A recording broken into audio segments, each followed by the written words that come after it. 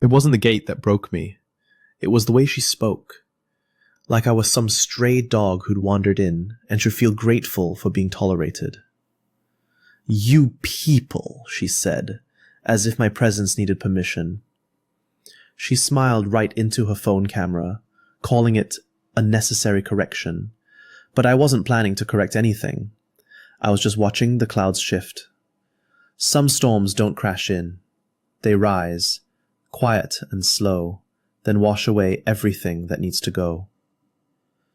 If you've ever had to deal with an HOA tyrant or a neighbor who thinks they own more than they do, stick around. You'll love how this ends. My name's Alex Thompson. I'm 45, and I used to work as a civil infrastructure engineer. That was before a site collapse put me into early retirement. These days, I live on a piece of wooded land I inherited from my grandfather, a pioneer who bought this property back in the 1950s, long before the HOA even existed. I built my cabin with my own hands. It's simple, solid, and mine. People assume I'm just some quiet guy with a toolbox and a garden. What they don't realize is that I also know construction law like the back of my hand. Nancy Whitmore, age 52, is the self-declared queen of Pine Valley, formerly a hotshot realtor. She retired early, bought a place in the resort community, and pretty much seized control of the HOA. She micromanages everything, from mailbox color to the brand of mulch you're allowed to use. My rustic wooden cabin sitting near the entrance, she hated it from the moment she saw it. The battle started with a bunch of sunflowers. I planted them around the cabin, bright, cheerful, harmless. Nancy showed up in heels and a designer suit, holding a printed violation letter like it was a court summons. Her voice dripped with fake politeness as she said, "These wild plants don't meet Pine Valley's visual guidelines. Our community has a certain image to uphold." I told her my property was private, older than the HOA itself, and legally exempt from their rules. Her smile dropped in a flash. "You're part of this neighborhood now, and we enforce order here," she snapped before storming off. Next came the so-called emergency HOA meeting. Everyone got a letter calling for urgent attendance. The vibe in the room felt more like a public shaming than a discussion. Nancy stood beside a projector screen titled "Protecting Property Values Through Visual Harmony." She showed enlarged photos of my cabin, zooming in on the wood grain, the chipped paint, and, of course, the sunflowers.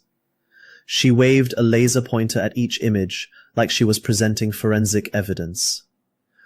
"Who here paid millions to be greeted by this dump?" she asked. The room stayed mostly quiet. Fear keeps people still. Only Mr. Martinez, an old librarian who always wore cardigans, looked uncomfortable.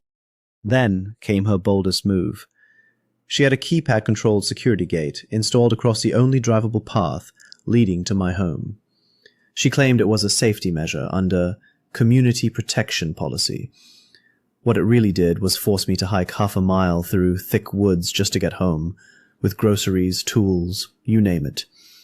When I confronted her, she had her phone camera rolling. "This man built illegally and now wants special treatment," she said to her followers online. "Our dues pay for this road. We don't owe him anything." The video got thousands of views. She was enjoying every second. But she made one mistake. She assumed I didn't know the law.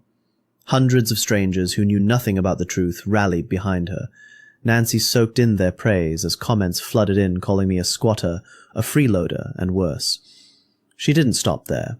She escalated again, this time bringing in a private security firm called Secure Horizon. She claimed she had credible intelligence about suspicious activity around my cabin. Complete fabrication, of course. Within days, 2 uniformed guards began patrolling the edge of my property around the clock. They logged my every movement into official-looking notebooks and parked their vehicle directly across from my front steps. At night, their searchlights would flick on at random intervals, piercing through my windows and jolting the awake. It felt less like security and more like intimidation. If a neighbor stopped by, the guards would approach clipboard in hand, demanding IDs and asking what business they had on my land. My friend Dave, a fellow veteran who drops by often to help with repairs, was held up for 20 minutes while being questioned like a suspect, just for delivering a sack of groceries. The entire operation was designed to wear me down, mentally, to isolate me from support, and wear out any remaining patience. But Nancy wasn't done.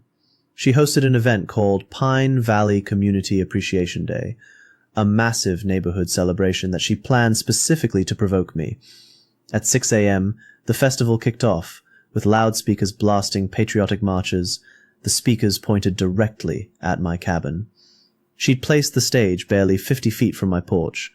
Local politicians gave speeches about shared values and visual standards, while the music pounded so loudly you couldn't hear yourself think. I approached her, calmly, hoping to reason, maybe ask for the volume to be lowered. She was surrounded by her followers, camera already recording. Before I could say more than a few words, she interrupted loudly.